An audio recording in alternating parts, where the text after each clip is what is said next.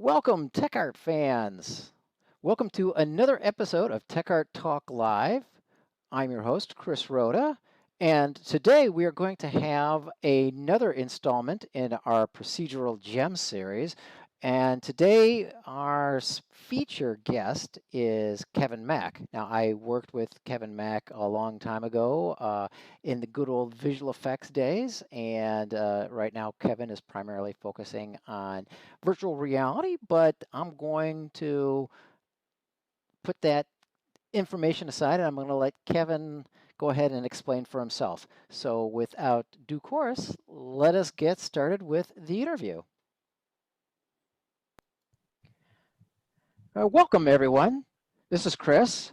And today's installment of Procedural Gems, I'm here with Kevin Mack.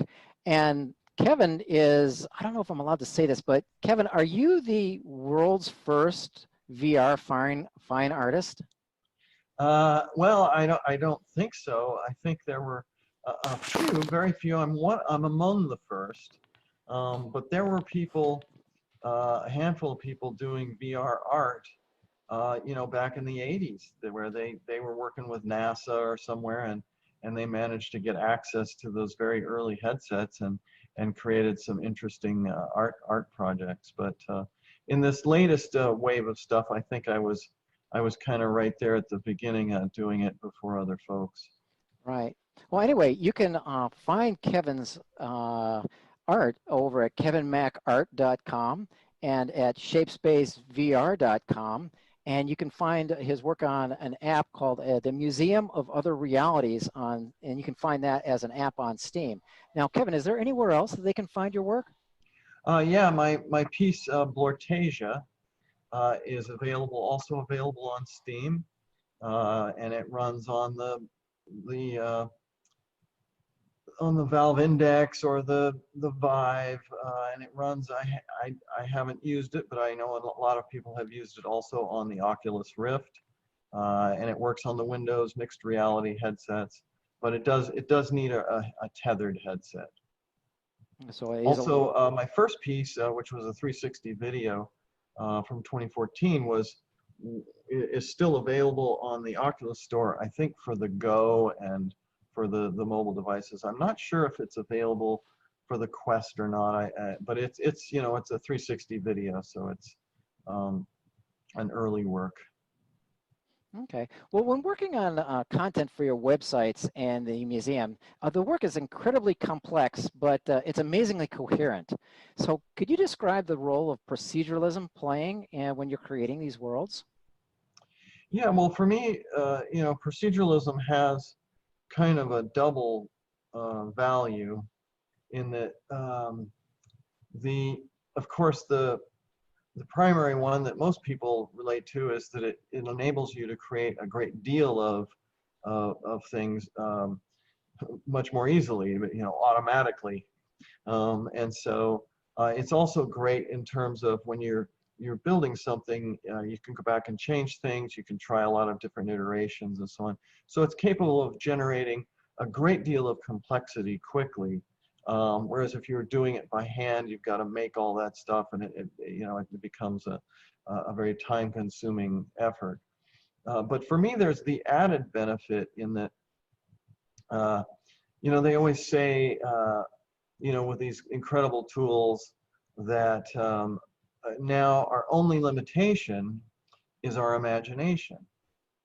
And I found that with this incredible technology, and in particular proceduralism, it allows me to actually create things that I could never imagine. And so I love the procedural process in that I can just try different things with no idea what they will do and stumble onto incredible things that I really love that I wouldn't have uh, done on my own, or wouldn't have preconceived. And so that process is very valuable to me. I love being able to discover work, and I think I stumbled onto that in the early days where I was doing proceduralism for visual effects and so on. I'd be Right. trying to do something very specific, But in that process, inevitably, you're kind of blind in a way to some of the results of what you're doing. And so I just found that I stumbled onto artifacts and mistakes that were so interesting to me as a fine artist that I started incorporating that more proceduralism more into my own work. So a lot of this is serendipitous finds. You're not necessarily so intentional as if you were like a mathematician, but you're actually discovering these things like, oh, look at this. How about, that's Yes, interesting. well, it's an interesting hybrid because there is intentionality behind it, but it enables me to have a kind of a general intention, a broader intention, and to be able to discover things that, permutations of the possibilities of a given intention. And that ties into an idea which I really love. I found this book that greatly vindicated my process for me. It's a phenomenal book that I highly recommend to all humans. And it's called Why Greatness Cannot Be Planned, or maybe How Greatness Cannot Be Planned, The Myth of the Objective. And it's by two computer scientists who were doing some work in trying to create a, uh, a search algorithm or a way for an agent to navigate a maze. Mm-hmm. And they were looking for different algorithms and so on, trying to create algorithms.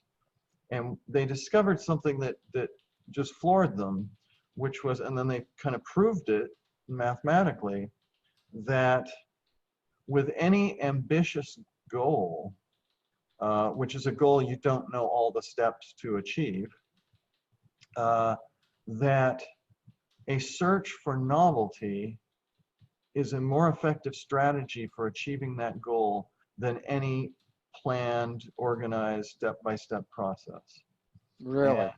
yeah, and so this has permutations throughout all of human endeavor, from education to medicine, all kinds of research, everything, in that basically it's a more effective strategy to have an agent just try something new every time than any algorithm you could make. Hmm. And so the search for novelty is a more effective strategy for achieving any ambitious goal. And they bring up all these examples of all the great um, achievements of humanity, from television to all manner of technology, and show how these were not planned for. They were discoveries or culminations of a lot of different discoveries that came together. And they talk about them as stepping stones, that they're working on vacuum tubes to do some other thing, and then that's kind of happening, and then they're working on some other thing and they discover another thing, and then pretty soon they go, wow, if we put, they accumulate these stepping stones, and suddenly you have enough to create some entirely new thing.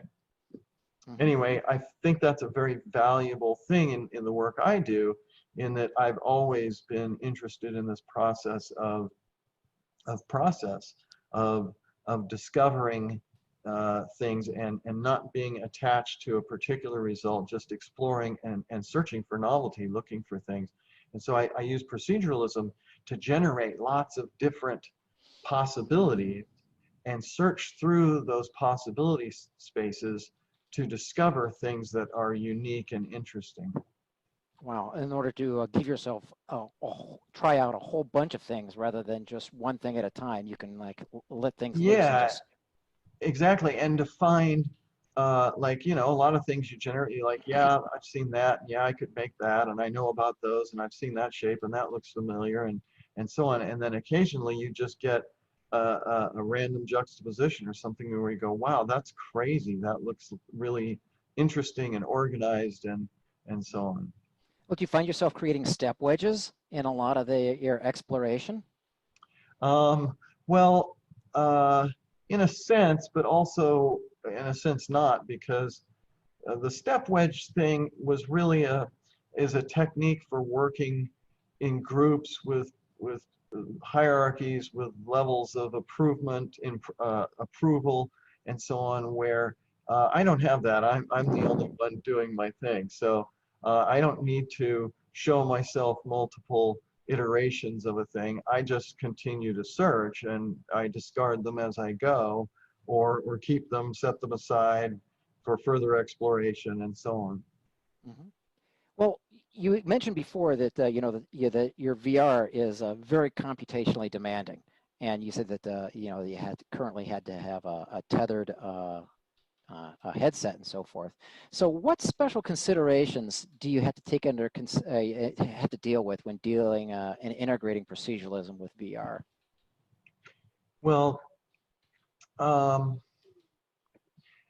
I think really it's not so much that the proceduralism is demanding, because most of what I do is done outside of VR. There's a lot of artists that are working in VR with the tools that are available for sculpting in VR and so on. But that's not procedural at all. There are no procedural tools in VR. And so, well, I still use, manual techniques, manual sculpting, painting, and so on. They become elements or sources to procedural processes. And so I think the, I don't know, I guess, what's the heart of your question? Well, I'm just wondering. Well, actually, I guess you sort of answered it already, and then you're saying that a lot of the procedural techniques that you're employing, you do offline, or you pre-bake it into before going yes, into VR. yes. So I'm using some proceduralism, in real time in VR, but not so much. Most of my geometry is created, offline in Houdini, and then imported into Unity. And the biggest thing for really managing the complexity for a given hardware spec is really just in the amount of that geometry. And so Houdini has just the most amazing tools, which are really great in that I use them in a kind of a procedural way. I've got a whole process that I apply sort of at the end of every creation for a given piece. And it's really just, poly reduction Hmm. and optimization of the topology. And the tools are so good for that now. With VDBs and everything, there's just no limit to what you can do. You can do anything and turn it into a really uh, robust, meaningful topology. Hmm. Okay. Now, as far as VR is concerned, I know that there are a couple of 3D paint programs and 3D sculpting programs, but do you know of any kind of veer towards more proceduralism inside of VR? I don't. Yeah, I haven't looked into it that much, but I don't think that's really happened yet. And it's, for me, I think it's questionable. What would the advantage be in VR? And really, that's a question that comes up a lot for me, which is there are shows, there have art shows for VR art now occasionally, and I get inquiries about my work, and I'm actually excluded from a lot of those shows because they're only interested in work that's created in VR. And I Mm-hmm. think that's such an arbitrary and strange limitation to impose on the work, um, and also an arbitrary definition of VR, in Right.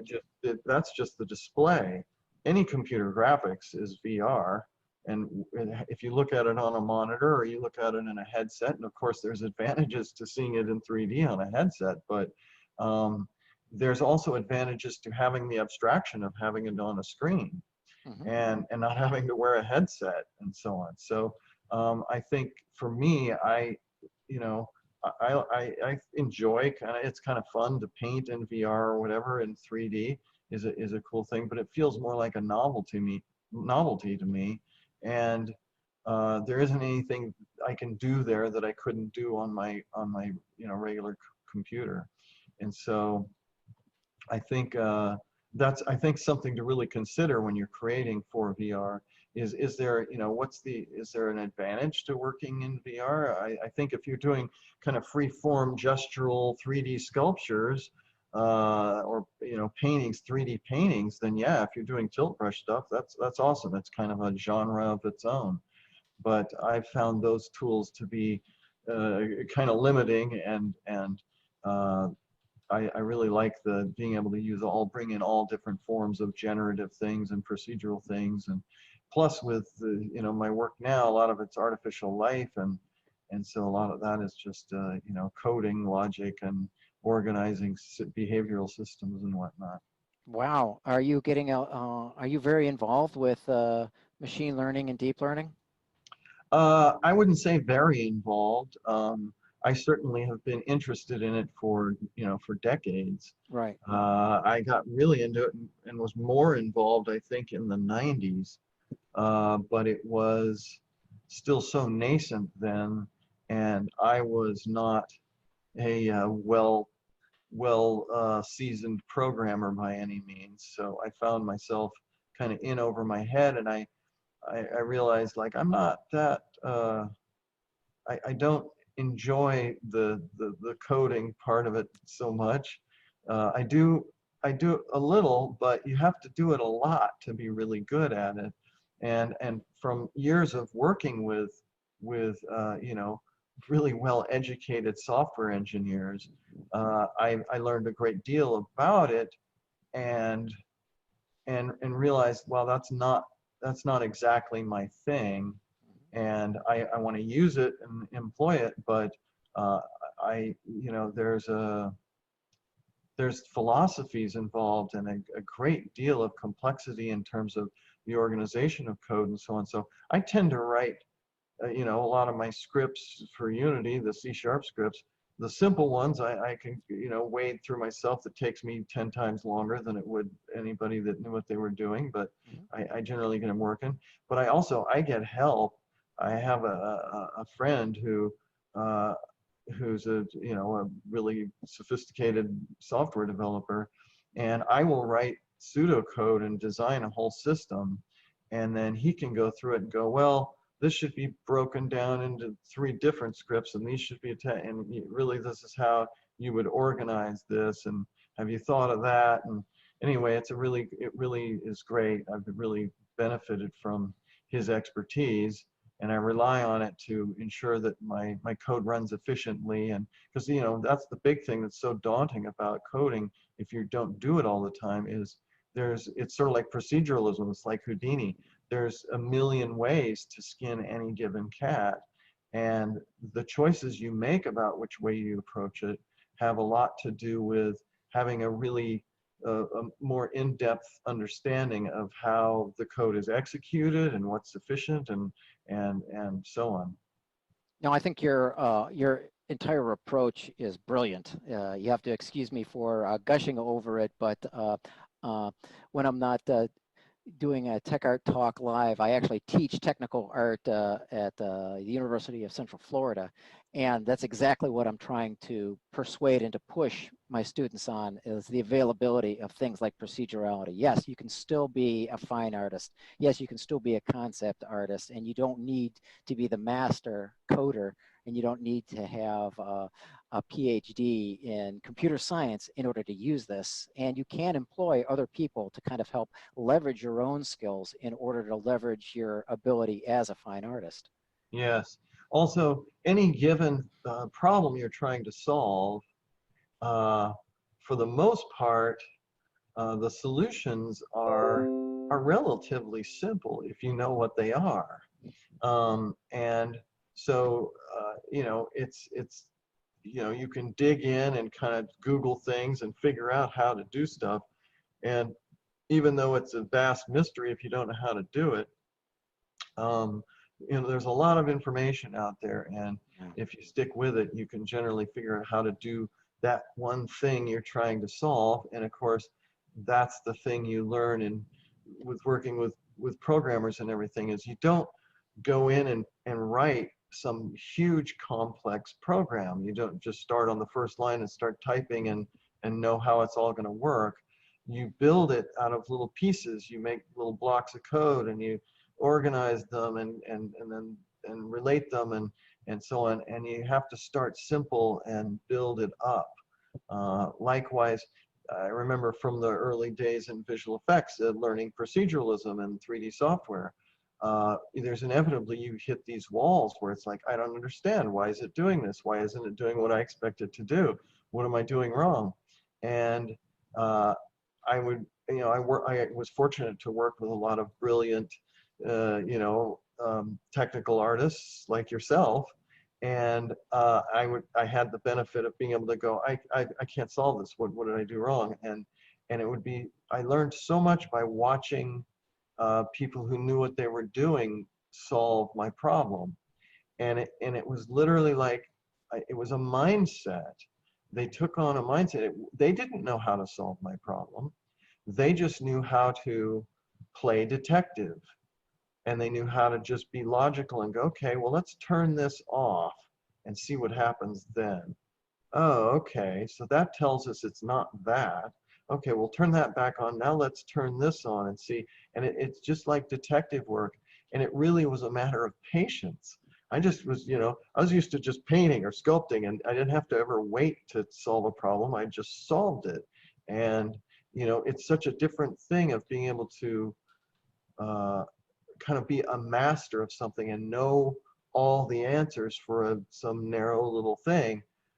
Whereas with computer graphics and proceduralism, there are people with great stores of knowledge, but ultimately it's not about, there's no mastery. It's infinite. Nobody could ever be a master. And so it's always that, just always being able to take that beginner mind and that detective approach and patience and just being logical and taking it a piece at a time. Now, would you say that you extend that same philosophy when you're creating your own current work, for proceduralism and for your ShapeSpace VR? You kind of have the same approach, for proceduralism? Um, yeah, absolutely. Yeah, there are certain processes that I've developed and honed, and pipelines. I have pipelines for doing things where I know how it works and I know how to, and I've gotten really good. I've mastered tweaking this and making that, and I've got a process for doing this thing and for that thing and the other thing. But that becomes, for me, if that's all you're doing, that's tedious. So inevitably, I get a machine and I get a pipeline and it's all buttoned up and working, and I know how it all works. And I'm like, okay, I want to do something that can't do. And so now I might build on it, or I might start from scratch and just try. I get an idea. Well, how could I do this? What if it had multiple things coming out of these things? And how would you do that? And I might know some of the answers, and then other ones I will Google, or I'll look at some tutorials, or phone a friend. Although being out of the film industry, I have fewer people I feel comfortable calling because they're working. And I think nowadays the chief amongst those is my son. And I've always had this incredible benefit. I taught him everything I knew about 3D software and proceduralism and Houdini, which was prisms back then, when he was 11 years old. Yeah. And he took to it and quickly exceeded my capabilities. And now he still works, actively in the industry as a Houdini technical artist. And so he's doing things that are just so far beyond my scope of ambition. But at the same time, I run into things, and he'll just come over and he'll show me, like, hey, you know about this thing? Look at this new SOP, and oh, if you tried this, what if you did this thing? And so I've gotten a lot of my tricks and techniques from my son. That's incredible. That's fantastic. I remember when he was when he was just a small boy, and it was unusual to see, like, who's this kid doing all these amazing things And on this now he's a computer. dad, and I'm a granddad. Well, congratulations, pops. Thanks. So One final question before I let you go, and it comes back to my original conjecture point. And if I was to wrap this all up into one, very precise question, is what advice would you give to any kind of artist who's just starting off in the industry, and how would they go about learning proceduralism as quickly and as effectively as possible? Well, how many hours do you have, Chris? There's a big answer there. That's volumes. Yeah, I Um, know that's volumes, but we yeah, could go on and on and on. But a few minutes would be appropriate, I guess. yeah. I think the probably the biggest thing is to just you kind of just stick with it. It's that it comes back to that attitude of patience and detective work. And like this just seems, I remember when I was first learning 3D software and prisms, the previous to it was became Houdini. I was trying to learn that after I just learned a couple of things on the Amiga a little bit. And they gave me the manuals. I didn't have anybody to work with. I was just trying to learn on my own. And uh, I'd watch they had some VHS tapes you could watch that show you stuff, and they were, oh man, they were a recipe for sleep. If I was sleepy, man, that would put me right away. But I think it's just that sticking with it. There were times I would just go, I'm so in over my head. There's no way.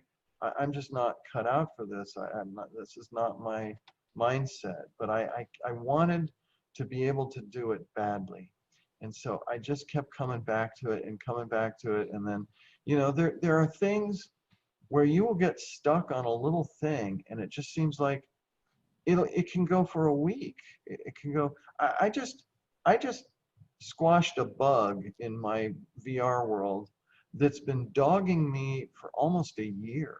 Wow. And it was just like, it was an optimization thing. It was just an error. It was just a simple, mistake. And I just couldn't find it. And you don't know what's caused it. Is it if I just pushed the hardware too hard? Am I, is my graphics card flaky? Or, I couldn't figure it out for the longest time. And and of course, it's not like I spent that whole year focused on it. There were times I just kind of go, yeah, I don't know what to do about that. I'll work on other stuff. But it kept kind of coming up, and it's just like I got to solve this. And so I had to learn all about optimization and profiling and using that detective work, over a few weeks. And of course, taking advantage of a handful of people and that I know well or not well. There was one guy that helped me. That was kind of like, yeah, I got no business asking this guy to help me, but he seems to know. He might know what I need to know, and Huh. people are really gracious about it. So don't hesitate to ask for help, and just keep. Oh, that's the other thing. That search for novelty. You'll just keep learning stuff. Look at tutorials. Watch this thing, and pretty soon little bits will come out like, oh, you're reading some thread about some problem, and you go, hey, that relates to this thing I was wondering about before. And so there's that. Another thing I thought of earlier I wanted to say about proceduralism is something I have observed over the years in the industry. And of course, there's all different types and a million different ways to solve any given problem. Uh, and so however you do it, that's great. But I found that there's what I viewed as a mistake that is commonly made, and I would make myself sometimes, which is, on some level you can relate the love of proceduralism or the pursuit of it as a kind of laziness. That Hmm. it's just like, wow, I could avoid all this work if I did this little bit of work at the front, then all the rest of the work will be done for me. Hmm. And so there's this huge power and great advantage to proceduralism for reducing labor. But there are times where I would find myself, I would spend a week solving a thing procedurally that I could have knocked out manually in an hour. And so it's a good thing to kind of not be too purist about things. Look at hybrid approaches and really what's the most efficient way to get what I'm after. And also the just the experimentation process is fraught with failure and dead ends, and that's okay. You do a thing, you explore it a little bit.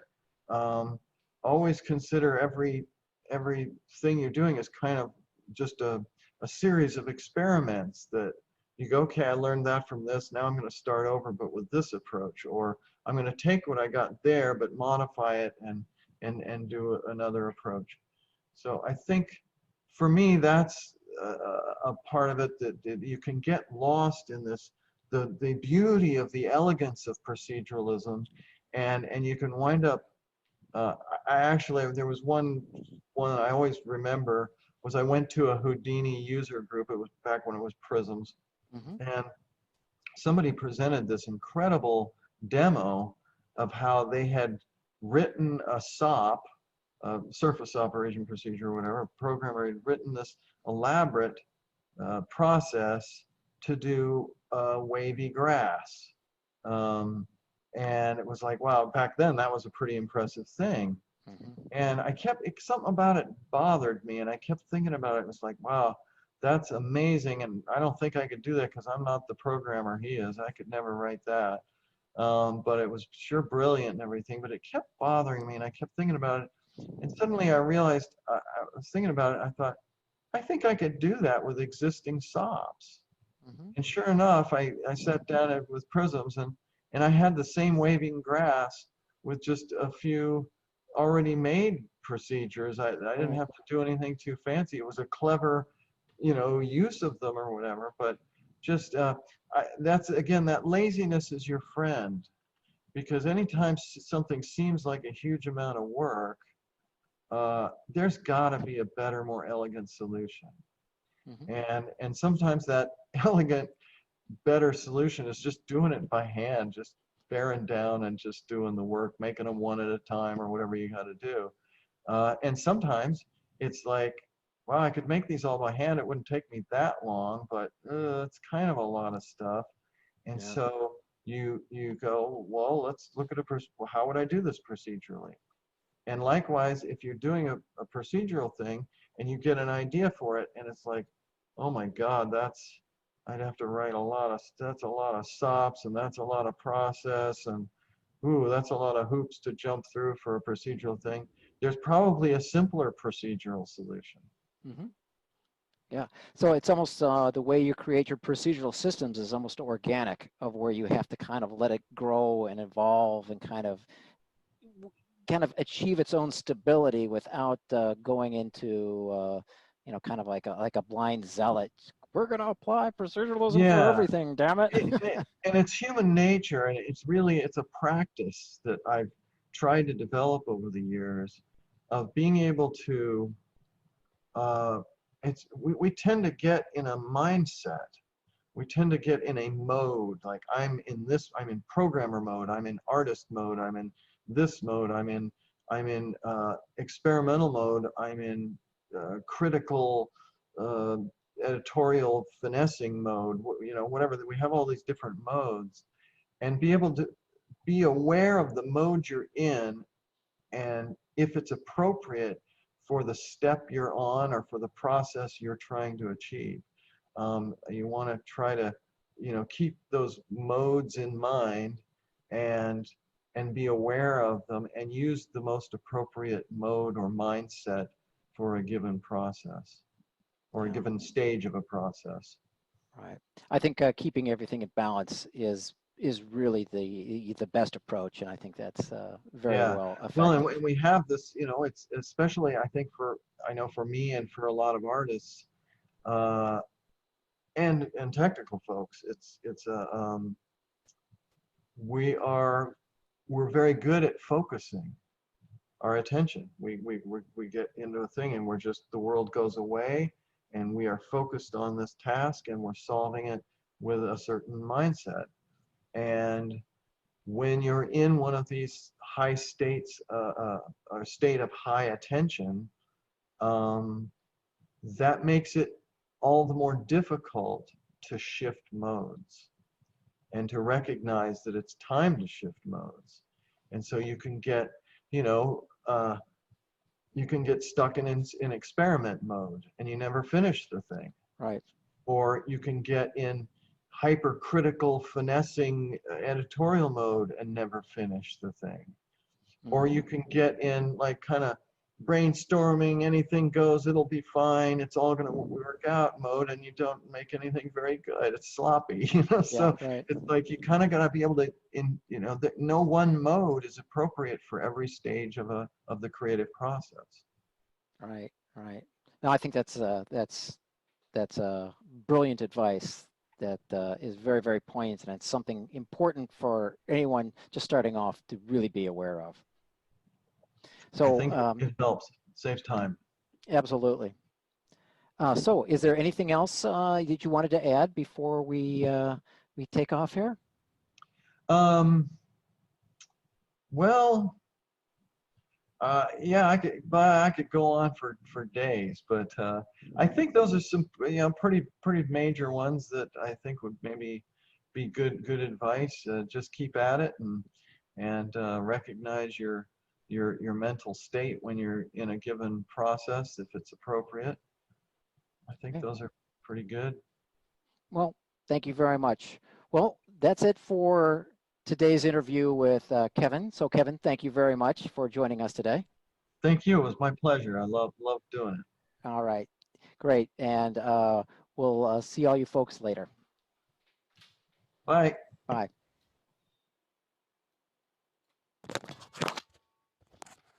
Oh, I forgot to put on my headset there.